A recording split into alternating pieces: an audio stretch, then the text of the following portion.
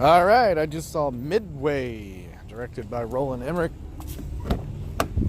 I'm literally walking out and leaving the theater right now and getting in my car. So I have a movie review for you, fresh off of the whatever you want to call it, the presses or whatever. You know, there are good ways to direct war movies and there are bad ways to direct war movies.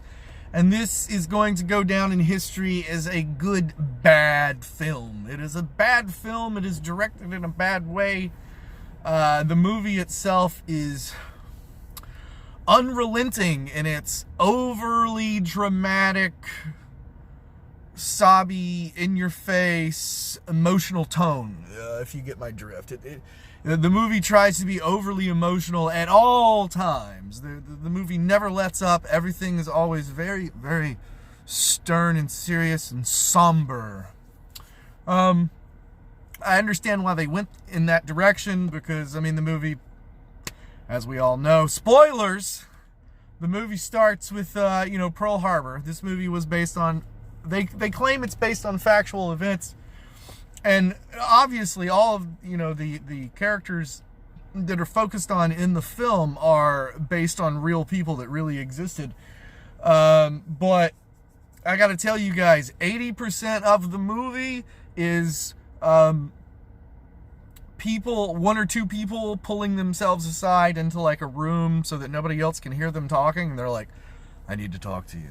It's like, we have intelligence that suggests, like, 80% of the movie is people, like one or two people in a room talking together, and there are no witnesses. So, if I was directing this film, I would have focused on like the action that actually happened in the war rooms around multiple people, so that there are always historical witnesses and documentation. I would have focused on that. But this movie was trying to go for the personal drama, the personal. The movie was very intentionally trying to tug at your heartstrings at all times. Now, this is a movie that should tug at your heartstrings because of the amount of Americans that died. This movie does a really, really good job of putting into perspective just how many Americans died. We lost a lot of Americans. We lost a lot of Americans during Pearl Harbor.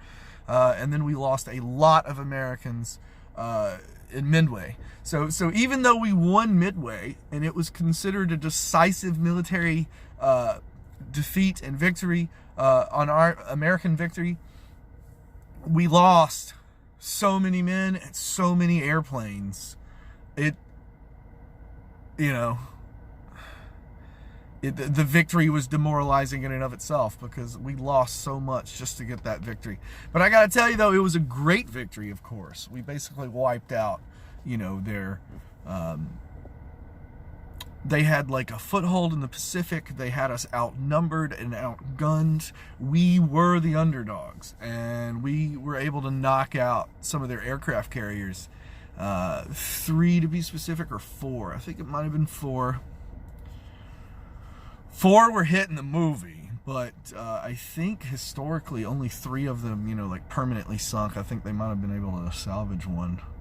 I might be wrong, though. Midway, we might have destroyed 4, and if we did, woohoo, go America, go Uncle Sam. But the movie is, if you've seen the original Midway with Charlton Heston, it's the exact same fucking shit. The movie's long and it stretches out. It's slow in its development. There is a lot of, just people in rooms talking. But when the action does happen, the action is very good. It's you can tell at this point, it's just CGI and green screen and it's all special effects. But if you're a moviegoer in 2019, you're kind of already used to that. Some of the aircraft effects and sounds were really good. I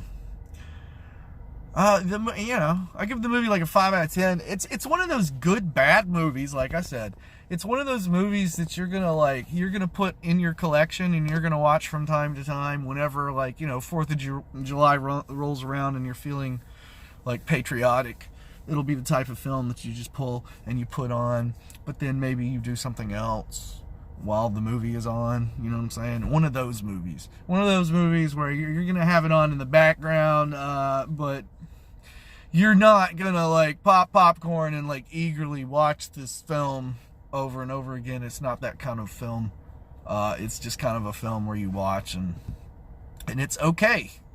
Like I said, the action was that was the highlight of the film. If the film had actually just been, 2.5 hours of just explosions, it probably would have been an even better film.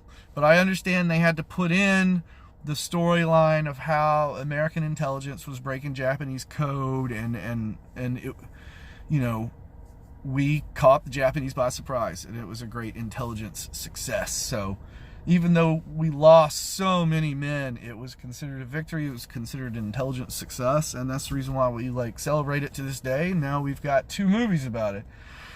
So that's my review, man. It's a good movie, but honestly, I haven't seen Zombieland, Double Tap yet, and I haven't seen Joker yet. So I kind of walked out of the movie kind of feeling unfulfilled and kind of wanting to go back to the movies maybe tomorrow or something to watch one of those 2 movies, because I wasn't blown away. I've had movies before just completely blow me away, and I was just like, wow, this movie's so amazing. And Midway 2019 was not exactly that. It's a good movie, though. I mean, if you're into this stuff, if you're into the patriotic war films and stuff, you're gonna like it. But I promise you, Midway 2019 is more that George Lucas Red Tails and less the HBO Tuskegee Airmen. So if you liked HBO Tuskegee Airmen, by all means come to this movie. But I'm telling you, this movie, the way it is, it was kind of more Red Tails, because the action was good, but it's so fake. It's so overly the top fake. You could tell that the aircraft carriers and everything was all CGI. And I know they couldn't exactly fucking make aircraft carriers now, could they? But still, there's something to be said for practical effects in film, and practical effects are going away and people aren't using it anymore, and it's really sad. So 5 out of 10, 6 out of 10. It's a good movie. It's a good bad film. It's kind of a bad film, but it's good. And I must admit, one of the reasons why it's good is because it's a true story. So yeah, man.